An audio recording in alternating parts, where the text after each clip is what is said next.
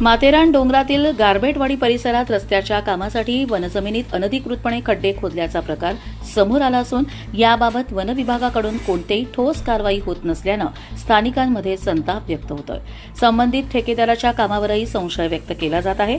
मारवेटवाडी येथील आदिवासी धनगर वस्तीपर्यंत जाणारा रस्ता मुख्यमंत्री ग्रामसडक योजनेतून मंजूर झाला आहे, मात्र हा रस्ता वनजमिनीतून जात असल्याने आवश्यक परवानगी घेतल्यानंतर काम सुरू करण्यात आले होते। गतवर्षी झाडतोडीवरून वाद निर्माण झाला होता, तरीही कारवाई न झाल्याने आता पुन्हा त्याच कामात अनियमितता होत असल्याचा आरोप स्थानिकांनी केला आहे। सध्या रस्त्याच्या कामासाठी जंगलात अनेक ठिकाणी खड्डे खोदून त्यामध्ये पाणी साठवण्यात आले आहे। माथेरान परिसर हा संरक्षित आणि पर्यावरणदृष्ट्या संवेदनशील म्हणजेच इको सेन्सिटिव्ह झोन असल्यानं येथे खोदकाम किंवा ब्लास्टिंगला बंदी असताना हे काम कसे सुरू आहे असा सवाल उपस्थित केला जातोय।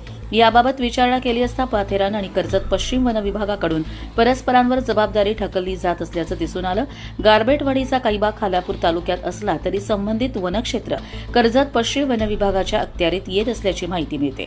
मात्र नेमकी जबाबदारी कोणाची याबाबत स्पष्टता नसल्याचं गोंधळात वातावरण आहे। वनजमिनीत खोदलेले खड्डे कोणाच्या परवानगीने करण्यात आले, त्याचे संबंधित ठेकेदारावर कोणती कारवाई होणार याबाबत वन विभागाने अद्याप कोणतेही ठोस उत्तर दिलेले नाही। त्यामुळे वन विभागाच्या भूमिकेबाबत संशय व्यक्त केला जात असून स्थानिक आदिवासी नागरिकांकडून तातडीने चौकशी करून कारवाई करण्याची मागणी करण्यात येते। कर्जत लाईव्हसाठी नितीन पारधी, नेरळ, माथेरान।